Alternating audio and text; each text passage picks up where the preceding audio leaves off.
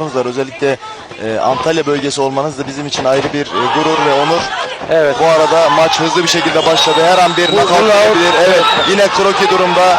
Azeri sporcu. Bir faali vuruş var. Azeri sporcudan hem krokiyi hem de faali bir vuruş yapıyor. Her an bir wörnik gelebilir. Hakem adeta iki sporcu ayırt etmek için resmen güreşe girişti. Tecrübeli bir hakem, orta hakemimiz, İranlı hakem.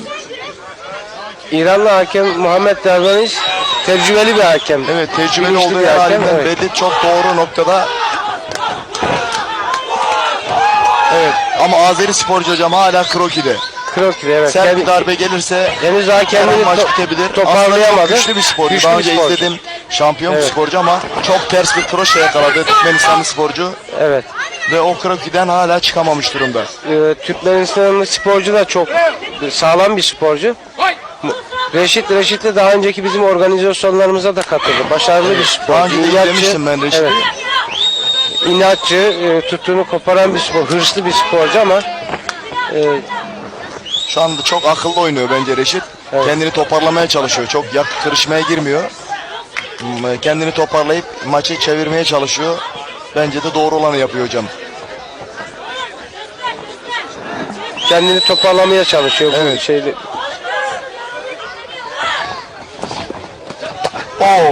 Yine sert.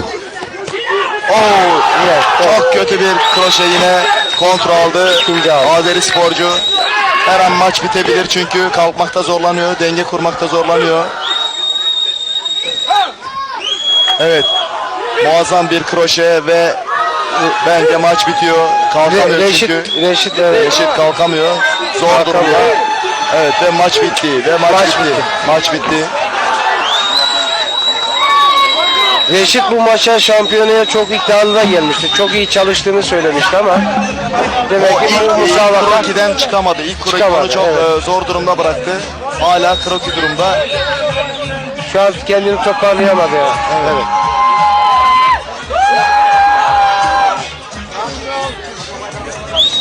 Evet bakın burada çok net bir kroşe var ve tam noktayı buluyor sayın hocam. Bakın tekrar aynı kroşe gelecek.